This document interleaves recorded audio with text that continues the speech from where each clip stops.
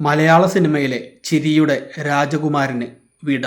മലയാള സിനിമയിലെ അതുല്യ നടനും മിമിക്രി കലാകാരനുമായിരുന്നു സലിം കുമാർ. ഹാസ്യ നടൻ എന്ന നിലയിൽ തുടങ്ങി ഏറ്റവും മികച്ച സ്വഭാവ നടൻ എന്ന നിലയിലേക്ക് ഉയർന്ന ഒരു മഹാപ്രതിഭയാണ് അദ്ദേഹം.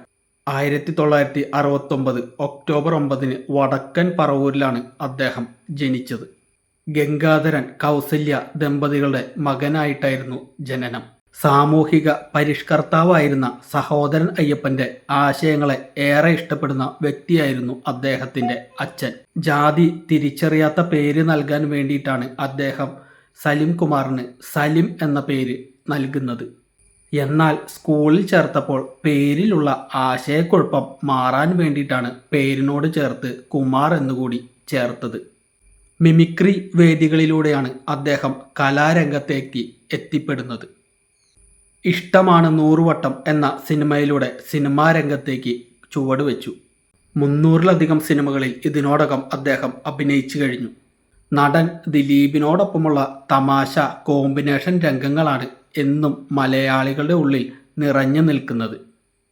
CAD മൂസ, കല്യാണരാമൻ, തെങ്കാശിപ്പട്ടണം തുടങ്ങിയവ അവയിൽ ചിലത് മാത്രം. പിന്നീട് ഹാസ്യം മാത്രമല്ല സീരിയസ് വേഷങ്ങളും തനിക്ക് ചേരുമെന്ന് അദ്ദേഹം പലവട്ടം തെളിയിച്ചു. ആദാമിൻ്റെ മകൻ അബു, അച്ഛനുറങ്ങാത്ത വീട് എന്നിവ നമ്മളിൽ നിന്നും ഒരിക്കലും മറന്നുപോകില്ല.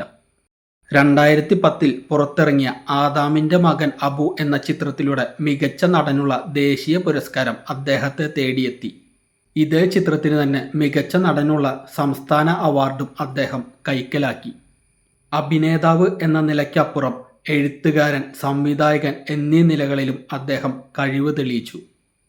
കറുത്ത ജൂതൻ, ദൈവമേ കൈതൊഴാം, കേക്കുമാറാകണം തുടങ്ങിയ ചിത്രങ്ങൾ അദ്ദേഹം സംവിധാനം ചെയ്തു.